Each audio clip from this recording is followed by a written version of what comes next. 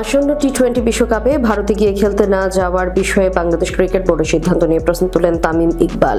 এরপর জাতীয় দলের সাবেক এই অধিনায়ককে ভারতের দালাল বলে মন্তব্য করে বিতর্কে জড়ান বিসিবি পরিচালক ও অর্থ কমিটির চেয়ারম্যান এম নাজমুল ইসলাম।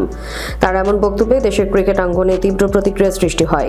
তামিমকে নিয়ে ওই মন্তব্য ভালোভাবে নেননি জাতীয় দলের একাধিক ক্রিকেটার। তাইজুল ইসলাম, তাসকিন আহমেদ সহ কয়েকজন ক্রিকেটার সামাজিক যোগাযোগ মাধ্যমে তামিমের পক্ষে অবস্থান নেন। এছাড়া cricketers welfare association of Bangladesh এর বিবৃতিতে প্রতিবেদনে জানিয়ে ক্ষোভ প্রকাশ করে। শুক্রবার দেশের একটি ক্রিকেট ভিত্তিক গণমাধ্যমে দেওয়া সাক্ষাৎকারে এম নাজমুল ইসলাম বলেন, তিনি বাংলায় মন্তব্য করেছেন বলেই হয়তো বিষয়টি নিয়ে এত সমালোচনা হচ্ছে, তবে নিজের বক্তব্যের জন্য তিনি ক্ষমা চাইবেন না বলে স্পষ্ট জানান। একই সঙ্গে নিজেকে বাংলাদেশের দালাল বলেও দাবি করেন তিনি। নাজমুল ইসলাম বলেন, শব্দটি যদি ইংরেজিতে বলা হতো তাহলে এমন প্রতিক্রিয়া নাও হতে পারত। তিনি বলেন, দালাল শব্দের ইংরেজি অর্থ এজেন্ট, যা শুনতে ভালো লাগে কিন্তু বাংলায় বলে মানুষের খারাপ লাগে। নিজের বক্তব্যকে দেশের সাধারণ মানুষের ভাবনার প্রতিফলন বলেও দাবি করেন তিনি।